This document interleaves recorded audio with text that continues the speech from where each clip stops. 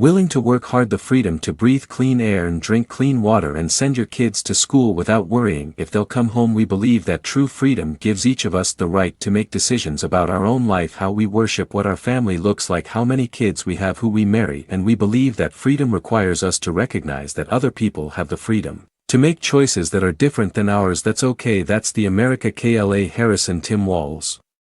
Believe in an America where we the people includes everyone, because that's the only way this American experiment works. And despite what our politics might suggest, I think most Americans understand that democracy isn't just a bunch of abstract principles and dusty laws in some book somewhere. It's the values we live by. It's the way we treat each other, including those who don't look like us or pray like us, or see the world exactly like we do. That sense of mutual respect has to be part of our message. Our politics have become so polarized these days that all of us across the political spectrum seem so quick to assume the worst in others. Unless they agree with us on every single issue, we start thinking that the only way to win is to scold and shame and out-yell the other side, and after a while regular folks just tune out, or they don't bother to vote. Now that approach may work for the politicians who just want attention and thrive on division, but it won't work for us to make progress on the things we care about, the things that really affect people's lives. We need to remember that we've all got our blind spots and contradictions and prejudices, and that if we want to win over those who aren't yet ready to support our candidates, we need to listen to their concerns and maybe learn something in the process. After all, if a parent or grandparent occasionally says something that makes us cringe, we don't automatically assume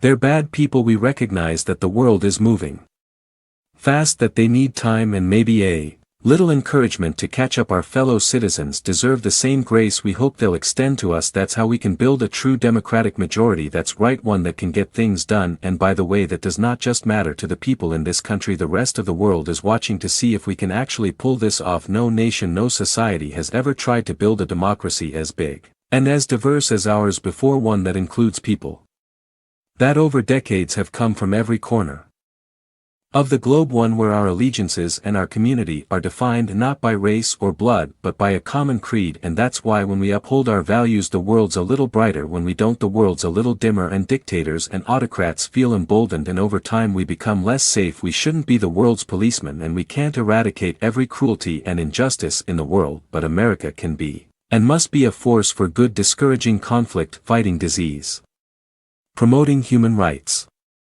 protecting the planet from climate change, defending freedom, brokering peace. That's what Kamala Harris believes, and so do most Americans. Now I know these ideas can feel pretty naive right now. We live in a time of such confusion and rancor, with a culture that puts a premium on things that don't last: money, fame, status, likes. We chase the approval of strangers on our phones. We build all manner of walls and fences around ourselves, and then we wonder why we feel so alone. We don't trust each other as much, because we don't take the time to know each other. And in that space between us, politicians and algorithms teach us to caricature each other and troll each other and fear each other. But here's the good news: Chicago, all across America, in big cities and small towns, away from all the noise, the ties that bind us together are still there. We still coach Little League and look out for our elderly neighbors. We still feed the hungry in churches and mosques and synagogues and temples. We share the same pride when our Olympic athletes compete for the gold, because the vast majority of us do not want to live in a country that's bitter and divided. We want something better. We want to be better, and the joy and the excitement that we're seeing around this campaign tells us we're not alone.